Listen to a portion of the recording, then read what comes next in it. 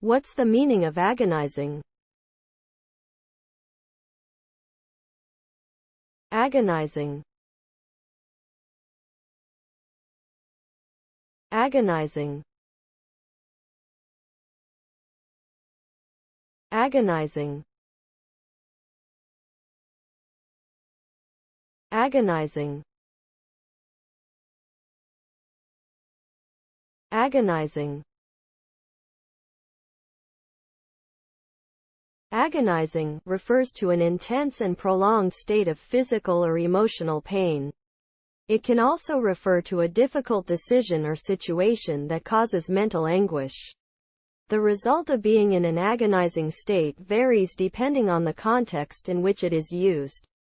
For example, if one is experiencing physical agony, the result may be physical debilitation, decreased mobility, and impaired quality of life. If one is facing a difficult decision, the result may be indecision, anxiety, and stress. Overall, the term agonizing connotes a profound sense of distress and suffering.